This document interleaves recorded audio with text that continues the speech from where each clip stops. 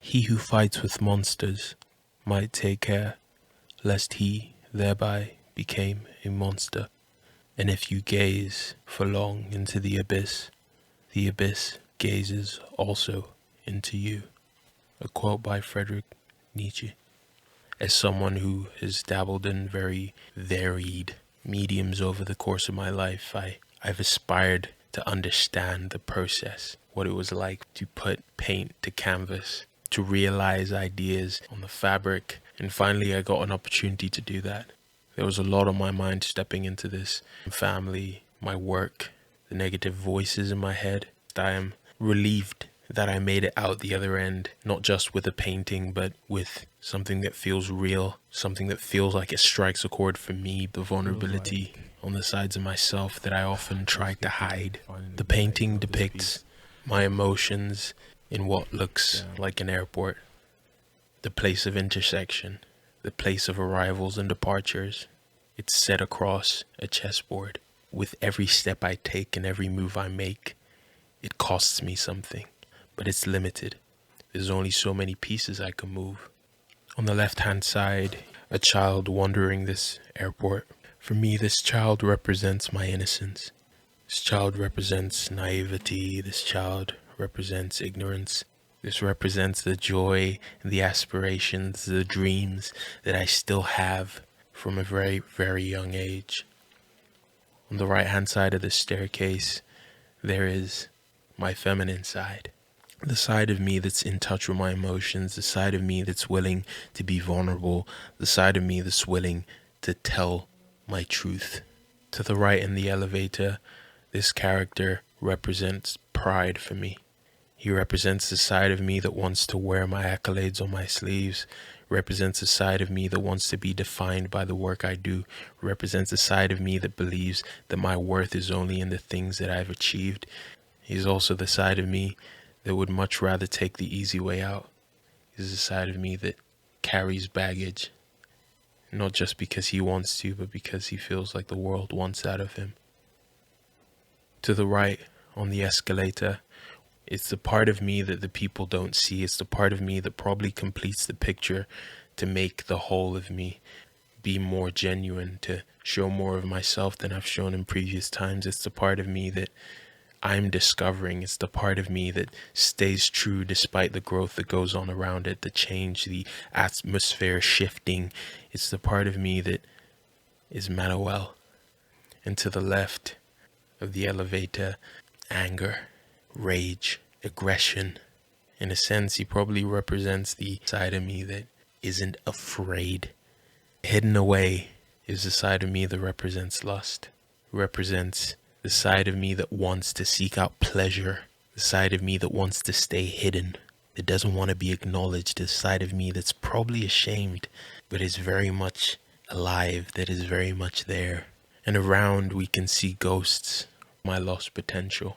Over the last few months, I've been grieving the loss of potential, or actually the fear of a loss of potential. To me, it looked like a crossroad. Whatever decision I needed to make, I needed to be intentional and fully commit.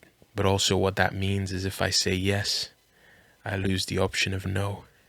I struggled to get over it. I struggled to reconcile the idea that I'm letting go of parts of myself. But in the process of working on this piece, I started realizing that it's a new life forming. It's new potentials brewing.